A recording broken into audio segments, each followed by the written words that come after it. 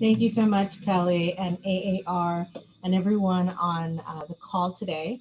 So we're going to talk about emerging markets, and this is something that is my expertise, but we're going to make it informal. I wanted to be a business approach, why it's so critical for everyone on this call to really implement and learn a lot more about the emerging markets, the purchasing power behind it. So we're going to stop, we're going to ask questions. I'm sure if you're thinking it, somebody else is thinking it. So feel free to ask me questions as we go through the deck. You will also have a copy of this deck for your records. I'll give it to Kelly and then she can send it for everyone. Why I want to talk about this, it's because it's critical for our survival in real estate. We really have to know who's buying what, where, and how to work with different clients that look like us or don't look like us.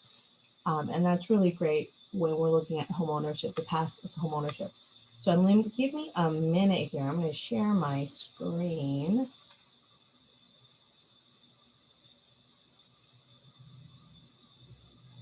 Okay. Share.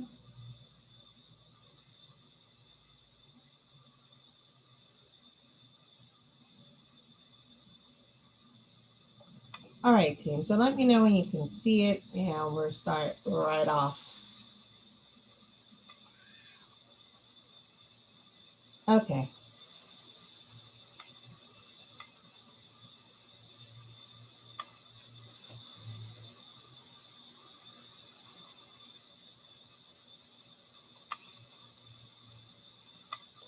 Can you see that, Kelly?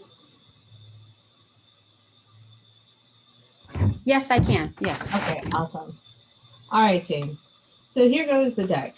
We're going to be talking about the crazy U.S. housing market, just an over snapshot look. When we're looking at the U.S. market for this year and last year, my gosh, it is on fire, right? Our home pricing appreciated 14.4% year over year compared to the last year. I haven't seen it this hot in since like 2006, 2007.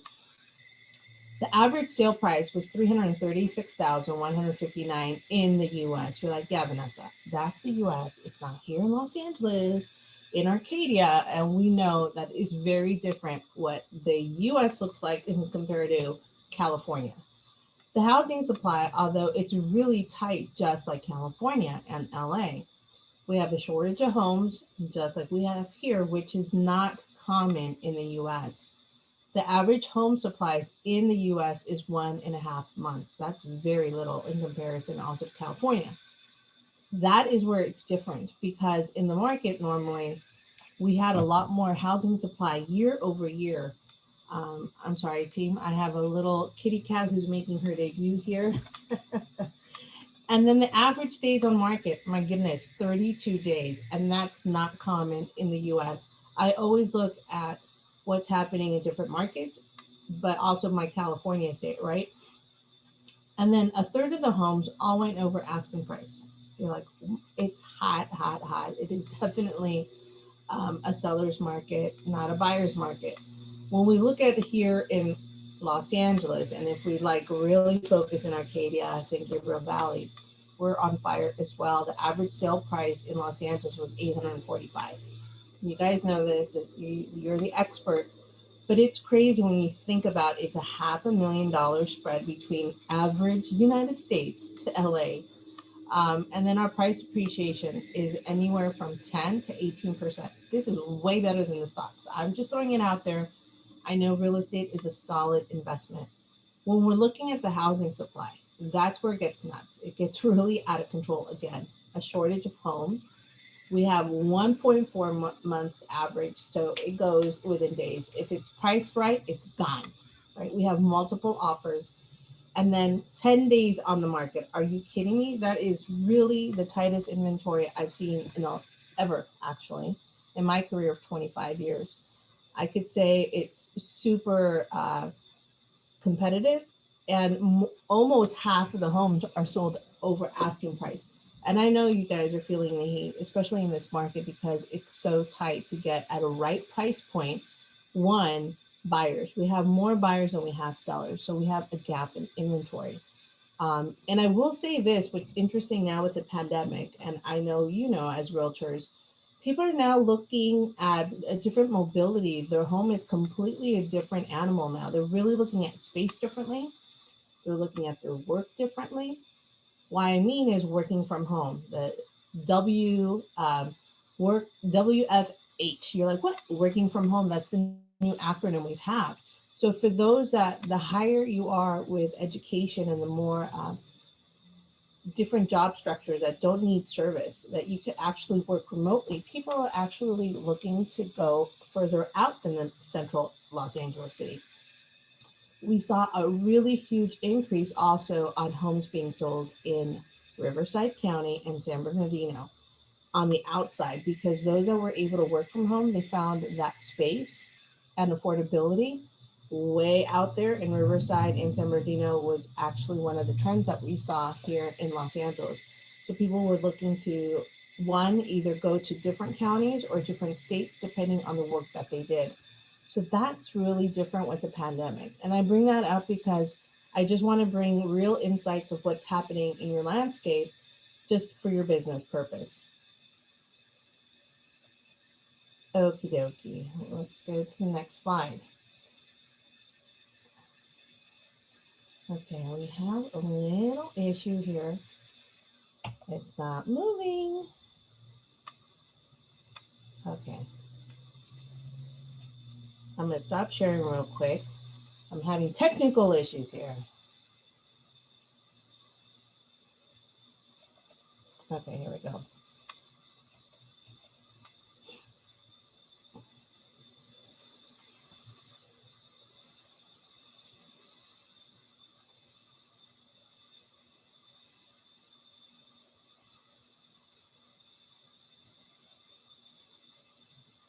Okay, team, here we go again. Let's try this again.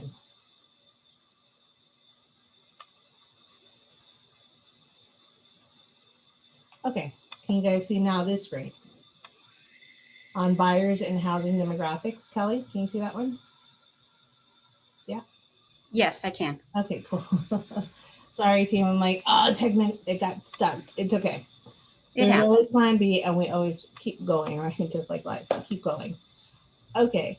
So also, team, if you have questions, please put them on the chat or just stop and ask. Wait, you have so many options now with Zoom. So you could raise your hand, I'll stop. You could put it in the chat. And if we have something in the chat, Kelly will stop and ask me the question and we'll make it interactive. And I might also make it interactive with you guys. I'll ask you some questions.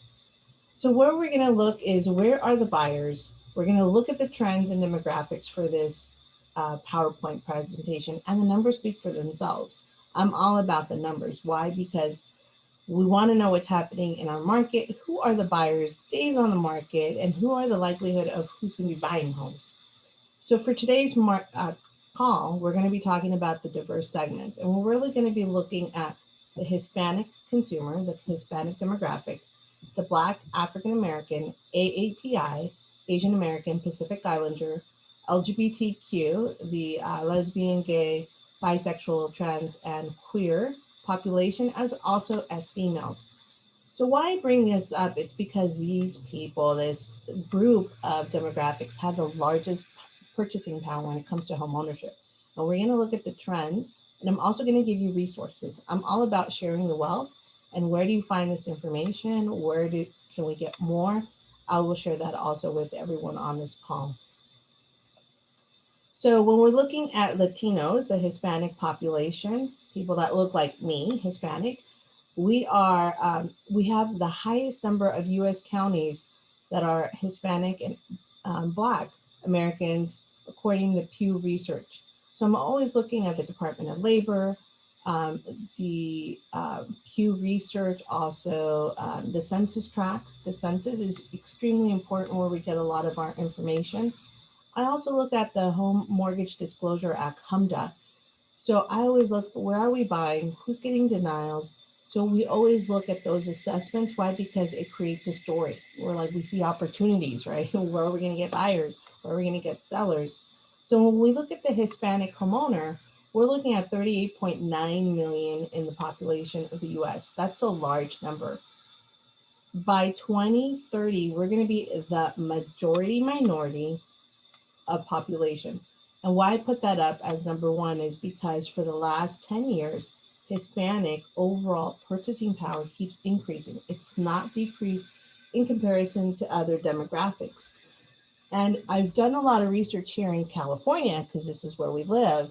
And I say we are living in the sunshine tax. And they're like, Vanessa. So that's one of my coin terms that I've used. You want to live in California, it's going to be more expensive living in another state. You have the sunshine tax. We have higher sale prices. We have higher property taxes. We have a lot more sunshine than other states, and there's a cost of living here. And what's interesting is one in the five counties in California, in Southern California, is going to be Hispanic buying it. So when you look at between 25 to 30% of everyone that you're going to be selling to is going to be a Latino, you better understand that segment of Latinos, Hispanics have a huge purchasing power. On Honda, the average income for an individual was 56,939. That doesn't give you that much home, but when you look at how the Hispanic population is, it's usually husband and wife with the kids or extended family, and that might be a sibling, it might be a parent living with them. So there's a lot of generational household living together. So the combined income when they're looking to buy is going to be bigger. So if you're going to be looking at exploring and working with a Hispanic, ask them who's going to be living in the household. Is there going to be additional income coming in?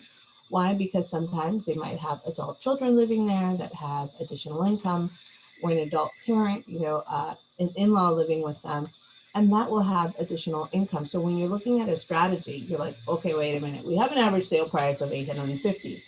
Yes, but when you think about it, it might be the husband, the wife, and let's say a grandparent living, and that's already three incomes combined, or an adult child who is still in school but working part-time or works full-time, and that would be additional income. And that's why I always want to bring up this information on the household of the Hispanic. And then the year over year growth on the Hispanic has always been increasing and hasn't decreased. So that's really good purchasing power. You're like, okay, so I have to understand a little bit more about the Hispanic opportunity, what that looks like. And then the purchasing power, $1.7 trillion. That's a whole lot of money when you're looking at, okay, this is really great. And what's interesting, there's a lot of studies done when you're looking for space. It's going to be a backyard is important a lot because there's a lot of sociability here when working with families. Number of bedrooms and bathrooms count, but a big backyard counts because there's a lot of family events going on, even with the pandemic. I get that. And then additionally, a kitchen. The home is where the house is with a nice kitchen where it's a lot of entertaining. And this, I'll show you if we have time. There's other sites that will show you. This is just not my idea, but this is like data that was analyzed on what Hispanics look like in a home. And I'm like, really? That was really interesting. A backyard, a large kitchen, as well as number of bedrooms and bathrooms, depending on the size of the household. And I know that's so dynamic and fluid right now with the pandemic because space is looked so differently now with the pandemic. So that's something I thought was really interesting working within this group. African Americans. Now, African Americans again are growing in a lot of counties throughout the United States. It's 40 million African Americans in population, and the average income is 81,000 according to HMDA. 41.6% of the population is owns a home. And this is the lowest target ever of all the demographics. They have the lowest purchasing power. And what is not a good story to say is that the purchasing power has remained relatively flat for the last 50 years. And this is data year over year that we've seen. But there's been the highest number of um, discrimination within times buying homes. So that's something that as when we are realtors and when we have the honor of being in this industry, all we care about is we're colorblind. All we care about is home ownership, getting that family, that individual into the home. And that's the beauty of what we do. We're able to help every family, every individual.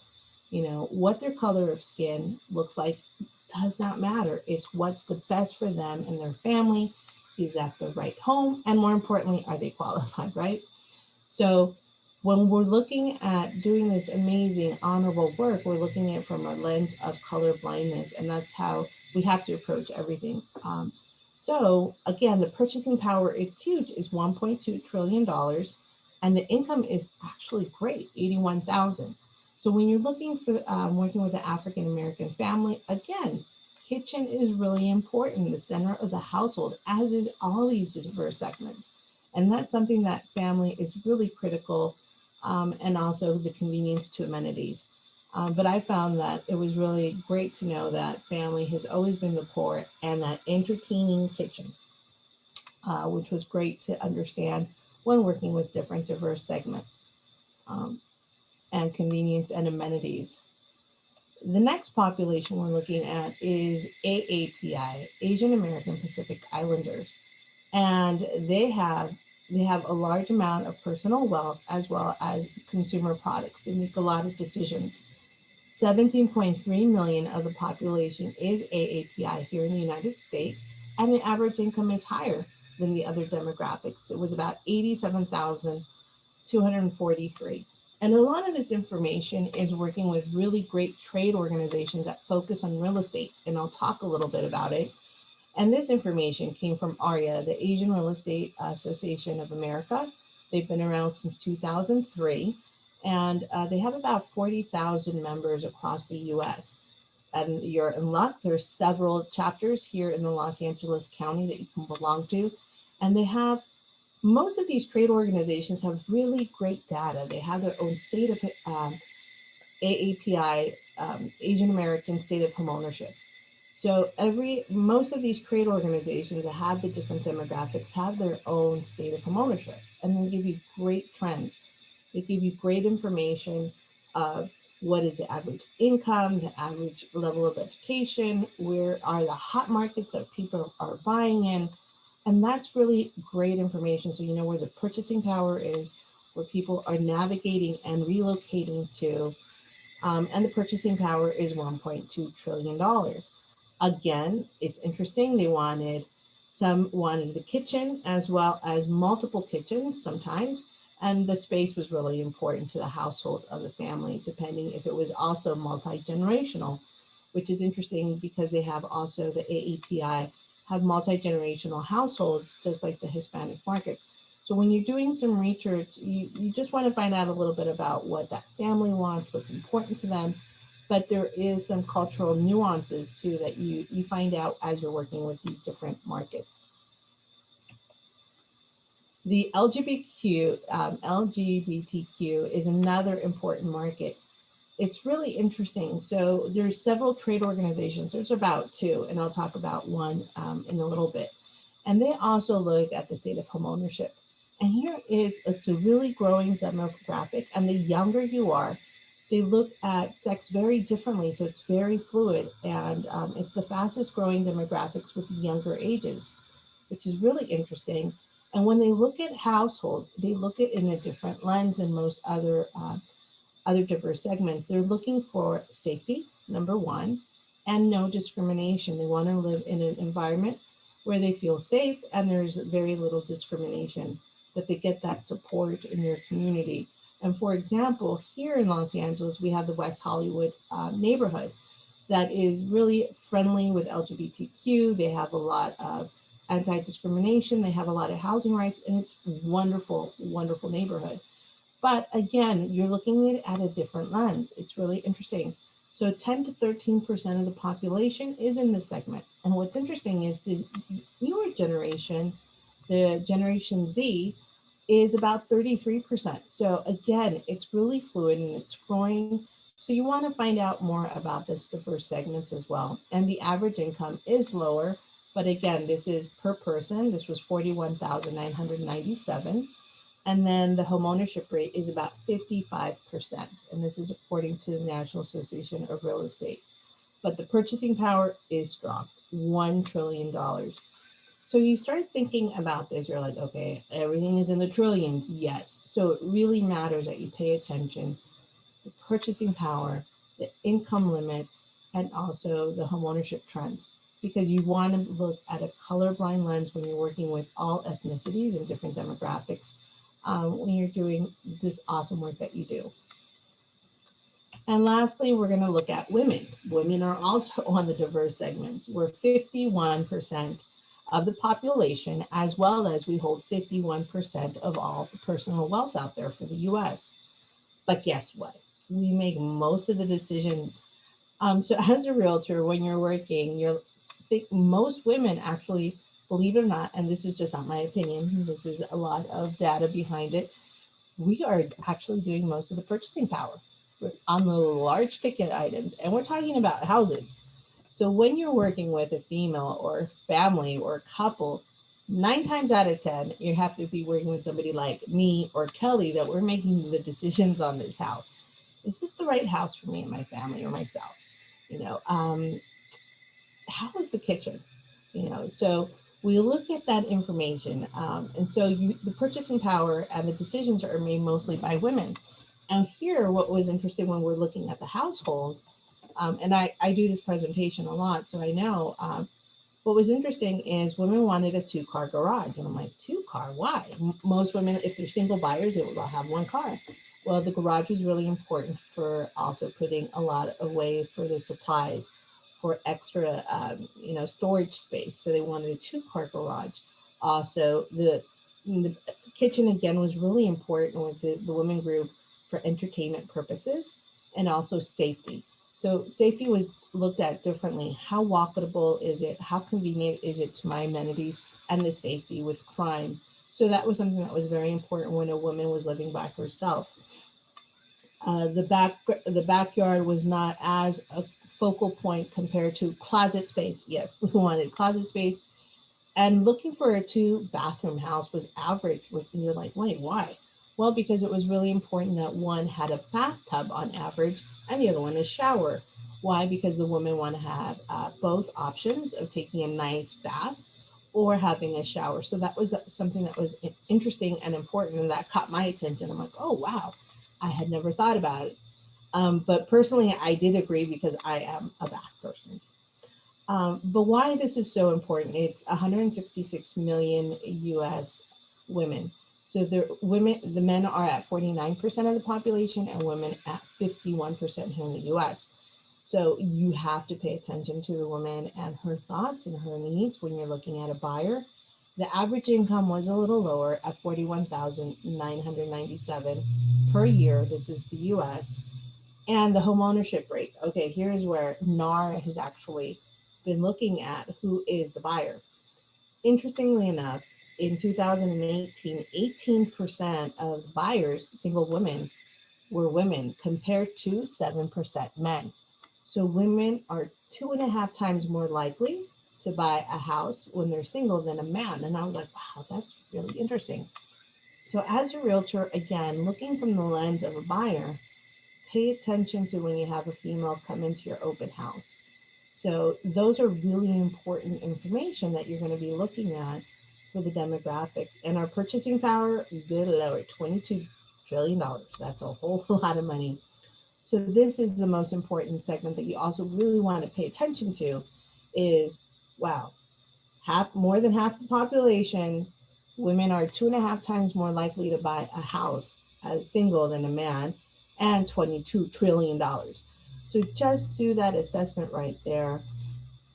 The reason why it's so important to pay attention to all buyers. So you want to make sure that you're working from a lens of color blindness, right? And a lens of knowing who your audience knowing who your customers are and why you want to look at the demographics. So that's the most important thing. When I'm talking to you, like, but why? Well, because the client who's coming into your house is going to be your potential customer. If not, they'll be your customer and their family will be customers or their clients or their cousins and friends. So I always look at it from a lens of how can we build those relationships. So here are some strategies to help you be more successful. So again, why I brought up in the beginning, the average sale price, the competitive, you want to ask, listings need to be priced right, right? You always want to use your powers of persuasion and also use data, not opinions. Why? Again, we are amazing at what we do when we're listing a home price, but know your market. That's why I brought up those days on inventory. 10 days on the market. I've never seen it this crazy and this hot ever. And then you're going to be looking for people that are moving inside California, our sunshine tax, and outside, especially right now with the pandemic. A lot of people are moving to Arizona, transports, right? Arizona is hot. Texas, even though all this stuff happened in Texas. Um, so Arizona, Idaho too, and Washington and Oregon, but just work with a relocation network. Start looking at relocations. Why? Because you want to grow your network as a realtor because people are either expanding and going to Riverside and San Bernardino if they stay in California, or they're leaving California because of the affordability gap and moving and buying, selling their home and buying a home probably free and clear somewhere else at a lower price point. So you really want to work with people and other colleagues in California and out of California. So expand your network. Always share financial literacy. Always become an expert in your field, and show the interested number of buyers, um, the numbers, right? So you know what? It is such a hot market. Look at what's going on. It's going to take us less than 10 days. We have to really make a decision now. Put that sense of urgency.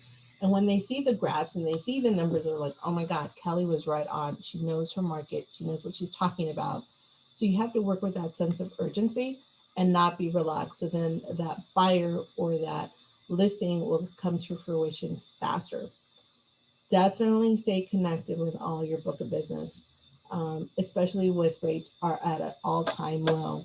So it's really critical for you as a realtor to work with amazing people that know loans, that you have your network built out, because you're going to be able to then connect with your clients. And I give them, most of them, a call. How are you? How's the pandemic treating you? How are you and your family?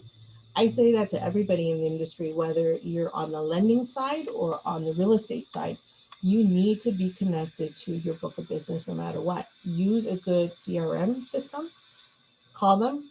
People like relationships. Call them, email them, text them. You need to be visible and you need to say, I care about you. And right there, they're like, oh, you know what, Kelly, I'm not thinking about selling right now. Okay, great. But do you know anybody else who's interested in buying or selling? Because that's what you want, referrals. You want to keep engaged with the book of business and know what our people are looking for. It's so important right now with smart home technology. You're like, wait, what's that? Start looking into it. Start looking for energy efficient homes, solar panels. My God, you want to be an expert in something that is going to be a niche. Pet amenities. You would be surprised, or you probably already know, how important space in a backyard or family friendly or pets are so critical. I was like, you're kidding me. When I was doing research on the growing number, people are looking for pet friendly homes and where they can go walk a pet. The backyard, or if they're going to buy a condo or a townhouse, is it pet friendly? You're like, no way. Yes, people really care about their pets, particularly here in California. And you want to also become a member to different trade organizations beyond Arcadia Board of Realtors, which is awesome. They have like the YPN, they have different groups within AAR. Look at other trade organizations to become an expert on other markets. So I put in there the different ones we have. We have NAHREP, the National Association of Hispanic Real Estate Professionals. It's been around 20 years. And that one is the largest one. That one has about 80,000 members and over 100 chapters in the US. And they cater to the Hispanic real estate professionals. You do not need to be Hispanic in order to join that organization, or any of these organizations. Do you have to be that group, that demographic? AREAA is also the Asian Real Estate Association of America. They've been around since 2003. You do not need to be Asian to join that organization. NAHREP is the National Association of Real Estate Brokers. That's an African American trade organization, and that one is the oldest one, and that one's been around about 80 years. And believe it or not, that organization is really powerful. Because of them, we had a lot of the Civil Rights and the Housing Act came around because people of color could not purchase a home. So there's a lot of history and a lot of reasons to join these organizations, because you'll get tools, you'll get classes, you'll have access to other like-minded professionals, and also the state of different associations of homeownership. And it comes from a great place. You get to network and build your book of business and educate yourself. I can't tell you how much business I have gotten and contacts and relationships just on these amazing organizations at a local and national level. So I highly encourage you, if you're not a member, join. And most of these are inexpensive. It's anywhere from like $49, $35 to $150 a year. But it's well worth the return on investment. And right now, because of the pandemic, most of these are virtual, so you can attend. Also, the LGBTQ Real Estate Alliance is another one. This is a newer organization, but they are on fire. They have a lot of members already, and they have chapters all across the United States. So all these organizations, why I bring it up is because you want to be the subject matter expert of that diverse segment, or know a little bit more, get a little bit more familiar with these organizations to learn and network. All of these have a state of home ownership level. So you'll find out trends, education, income, where people are moving to, what states have the largest population of these segments, and why. Because you are the expert and you want to know your market even better. You kind of already know your market, but now you're going to do it at a different level and be that expert. So again, we work with the lens of color blindness, and we want most of our clients to become homeowners. I know I do. Okay, so right now I'm going to stop. Anybody has questions? I know I've been doing a lot of talking, so I'd like to uh, put this few moments. You guys want to put anything on the chat, or a question, or raise your hand? Now is the time. I have a question, Yeah. Vanessa. As far as lending for, foreigners, how do you see that, you know, um, happening in the next year or so? That's a really great question. So in 2008, there was a lot of foreign nationals coming in, a lot of cash offers. I still see a large amount of foreign nationals. With financing, most institutions across the board with foreign nationals require 40% down payment. And there are lenders doing foreign national banks. A lot of smaller niche banks do foreign nationals, and the rates are pretty good, but they do require a large amount of down payment of 40%. So when you're working with a foreign national, they're either coming with a large down payment or cash offers, but they still are in the market. And so just ask your foreign national client where they're coming from, where the money's coming from, where they are from, because there's certain countries that banks do not want to lend with. So they might have to do a cash offer, but they're very much in existence. There's just been a lot of changes, believe it or not, of the money that are flowing into the United States from a lot of these countries, different countries. So you just have to work around that loophole. I know I've seen a lot of creativity with different money coming in abroad. So majority of the banks request 40% down payment. Again, just talk to your clients and see where the money is. If it's in the United States, even better. But I do see a lot of activity with foreign nationals coming in. And again, you're going to treat it just like any other client, but you want to find out how often are you going to be in the United States, right? Is this going to be your second home? Are you going to be living here most of the time, 60% of the time, or 50% of the time? Because we do have a lot of foreign nationals that do business in the United States and then flying back and forth, depending on what country of origin. And we see that a lot. Even with the pandemic, there's still foreign nationals coming in. Did that answer your question, Kelly? Yes, and as far as if they're not able to, come in and sign the docs, they're in another country, they just don't have the time to come in and fly in. How does that normally work? Great question. What I've seen, and based on my experience, it's twofold. They have to work with the US Embassy, depending on where they're at. right? And then also they need, sometimes they need to have a power of attorney, to have somebody else have the right to sign for them. Most of the time, either one works and they're allowable with most financial institutions. So the US Embassy, where they're going to be signing the documents, and I've had that stuff happen. I'm like, are you kidding me? Yes. So US Embassy and also a power of attorney. And you want to make sure it have your legal team, the legal team of whoever's doing the financing, approve it. But that's normally the workaround is the US Embassy. And it sounds so exotic, but it's true. I'm like, I've worked with like different embassies in the US. And then here's the crazy part. Sometimes you have buyer and seller in different parts of the world, and you're working with multiple embassies, and the notary, right? So everything has to be, and the title agency. So the good thing is everything is fluid and there's you could track everything with the wires, but the embassies and the time constraints, those are the biggest loopholes. It's like, oh my God, you have to work with the and the hours and who's going to be allowed. So when working with a foreign national, make sure that you find out all this information ahead of time, not while the transaction's going on. So you want to get as much information before you work with that client. And also your lender, really important that the lender knows how to work with the embassies and they have experience and their bank has experience, because it could be a little bit tricky and you'll get some headaches out of it if you don't know what you're doing. Great, thank you. You're welcome. Anyone else, Evelyn, Min, or Jen, that you have any questions out there? So great questions. I'm like, oh my gosh, I didn't even think about it. But yes, I have had that experience happen with foreign national.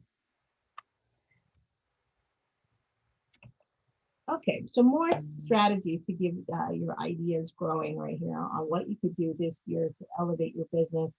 I know Q1 is gone, first quarter. Now we're like April this week. Goodness gracious. Grow your team. Grow your team with multiple languages. So if your team only has English, you might want to have an assistant or somebody else. So if you have a large team, bring other groups that speak different languages. You can have somebody that speaks Spanish, somebody speaks Armenian, somebody speaks Thai, Chinese, whatever that language barrier is that you know you have a need because you're getting a lot of that client. I would definitely go ahead and have a variety of people on your team from different languages and also backgrounds. The more diverse it is, the more opportunity is for you to help more families out there. And then most of the relationships are found, your business is found through relationships. We are still a relationship built business. Yes, using technology is so critical. You could now use Zoom. Like who knew we could do Zoom, all these things. The e-signature, electronics is super critical, but in the end, people want to get to know you. Who is Kelly? Who is Evelyn, right? They want to get to know you a little bit more. So they're found through relationships. It's really important. When you're working with your social media, with your smartphone, be smart about it. Um, use your Facebook, your Instagram, your LinkedIn, all your social media content to really bring some personal and some business, not 100% business. People want to get to know who is Kelly. So when you're looking to grow your business, I've heard anywhere from 80% keep it personal and 20% business. It is up to you, whatever is comfortable. But understand that whatever you put on this little device is forever and ever. So be very thoughtful of what you're putting on. It's like having a conversation with your elders or with somebody of authority, right? Do be careful of what you put out there. Make sure the content is coming from a great place of education. Be a professional. If you're going to put your family pictures, just be real and authentic. But don't go into really huge debates because you might lose your audience. You might lose your clients because they, trust me, people want to get to know who you are. You know, they're like, oh, you know, that Vanessa, she seems pretty interesting. Let me look her up. You know, they're going to Google you. People want to know who you are. So it's really important that, and why I bring this up is because I can't stress how important it is for you to be very neutral, coming from a place, you are an ambassador, you are a leader as a realtor. So come from a good place of knowledge, information, and be authentic. Don't get into the gray. Don't get into too much debate or politics. If you're going to talk politics, talk policy. Why you want this SBA, blah, blah, blah, blah. Come from a place of education, not, be neutral on where you stand with a lot of things. Only because you want to be that neutral person that people are going to look up to you and say, you know what, they have a good head on their shoulders. They know what they're doing.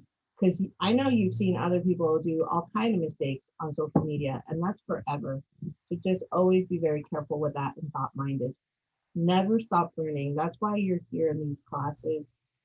Also become a leader within that board of realtors. You want to grow and never stop learning and grow your network. I truly believe in the power of social capital, of building those relationships and that network to get you where you want to go. Those relationships are critical, especially right now with this hot competitive market. Because if that listing agent you've worked with so well and you close on time and that property's hot, you're like, wait, hold on. Remember we closed 5 transactions last year. How hot is this market? I'll give you the offer right now. Just give me an opportunity. So that's why relationships are so critical. And here's something, find your niche.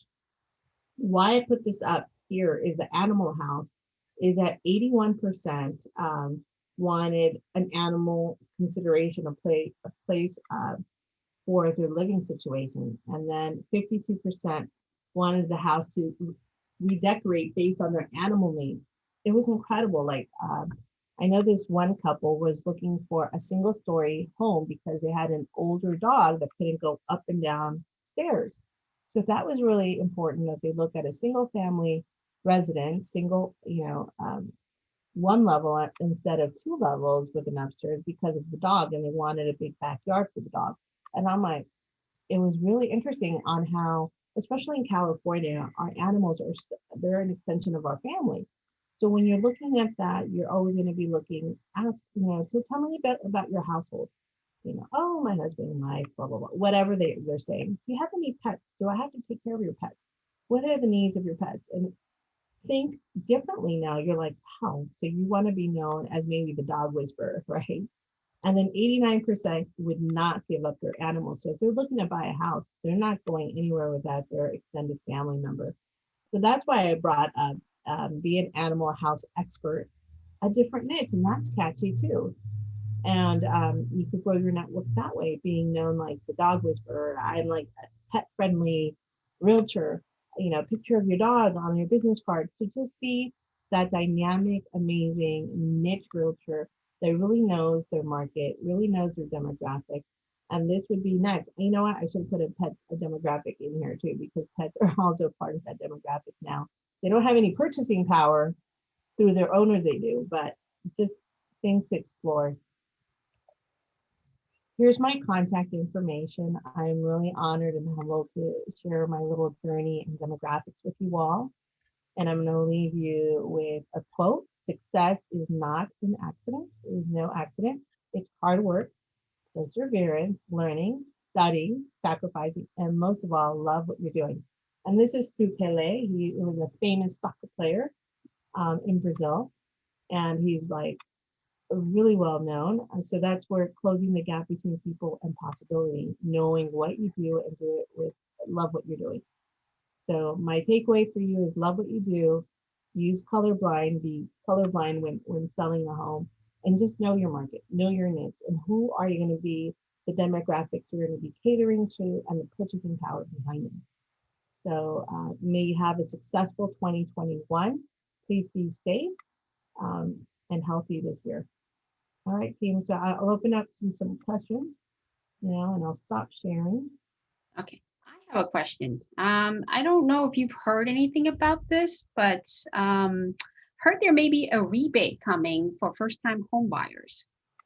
Yes, there's a rebate going on, but it hasn't been approved by Congress yet. So it's on the floor. It hasn't passed. So, and I've heard anywhere from $15,000 to $20,000, and it has yet to pass. Yeah, I've gotten emails on that. What's happening? I'm like, it's not here yet. So not yet, but I did know that we have now an extension for doing our taxes. So the taxes was extended because of the pandemic. So it's not April 10th now. So it got extended to May, which is great. But the first time home buyer Hasn't happened. I did love it well, in the past different administrations we've had, it's been phenomenal. So I know it's even my anticipation would be it's probably going to happen this year or next year, but then it'd be a lot more stimulus coming in again. But it hasn't passed yet. So do you know how the rebate would work? Meaning, do you do it at the year end, you get a tax credit, or is that That's how it how it works? worked last time. Yes. So you did your taxes and you had this credit and it was phenomenal. And it really had a lot of stimulus in the past. So that's how I see it happening. Just like when you also have solar energy efficiency tax credit. So it's with your taxes. Unfortunately, they didn't give us an extension for property taxes coming up too in April. I was like, wait, can we get the extension please in May? No, that one did not get an extension.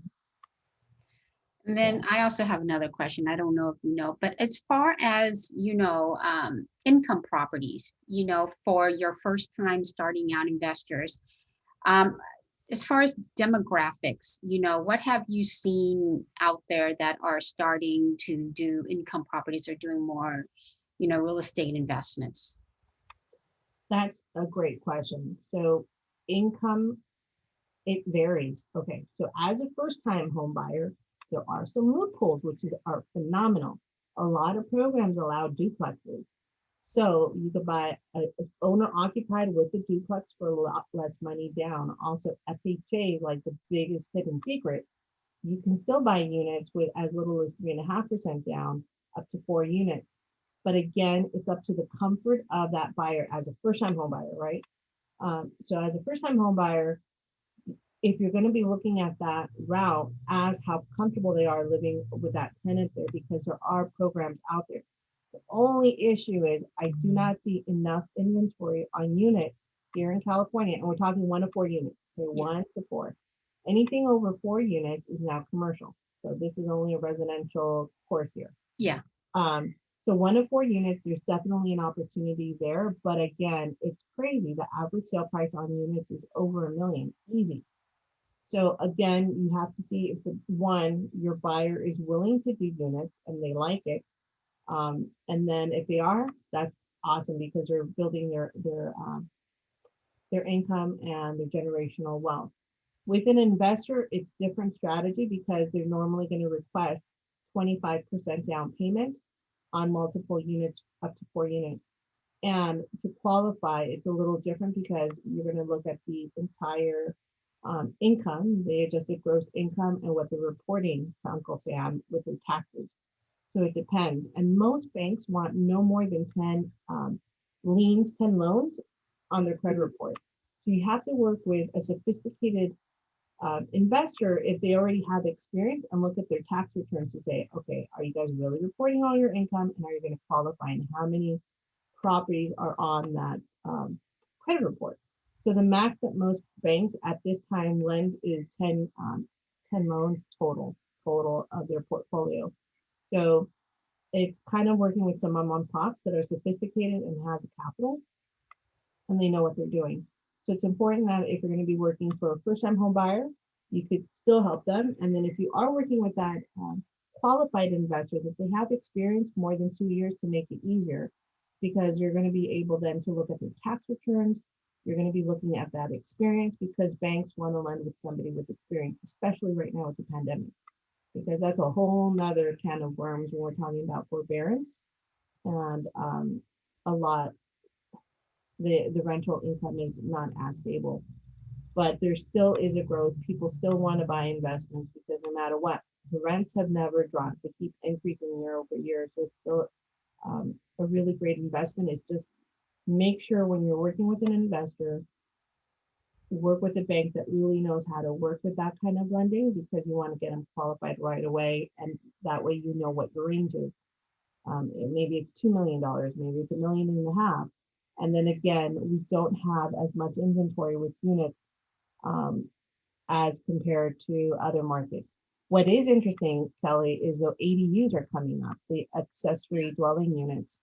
And that is a whole game changer too, because now investors are looking at it a little different and saying, okay, I could buy a single family and add an ADU if it makes sense with the setbacks and the property. So that's a whole nother game changer. And that's something that we still have to learn a little bit more because those guidelines just recently changed through the city of LA, the county of LA, and they're a lot more relaxed. So it's a different lens. It's so interesting now with this ADU concept. And it's really, it's great too, because you could build your wealth through that aspect. So you might want to do a little bit more research on ADUs as the next niche to grow because it's a game changer, especially in some of the markets that you're in. Oh, yes. I've seen that actually. We're starting to see more request permits for ADUs. Yes, So, and I don't know, but I think some do it for, the added extra income. And then absolutely. some, I think it's just like a multi-generational family that just, let's say mom and dad don't want to live in the same house, but they want their privacy and they want to be able to do their things, but still be close to the Yes, family. So they build an ADU in the back for the family members. So, absolutely. And the prices vary. To make sure whoever you're working with is an expert that knows what happens to your taxes if it's 500 square feet, 775 square feet, and onward, because it has different tax and implications. So you definitely work with an expert, both building it out, creating it, because you just want to do things the right way and not really impact your bottom, your wallet. it does. And working with the city. That I think that's more of a every city is challenge. so different. Every city and county is so different. Yes, every city has their own requirements. I mean, Yes, some are standard, I understand that, but every city has their own little niche, little requirement that they are different from the other cities. exactly. It's true. Wonderful. All right. Well, thank you everybody for attending. Thank you, Vanessa, and I really appreciate what you did today. Great information. So if anybody has any later on, you thought of anything that you might want to ask Vanessa, her contact is here in the chat, and please feel free to give her a call. Thank you everyone for attending, and you guys have a Thanks, great, King. wonderful day. Thank you. Stay well. Bye-bye.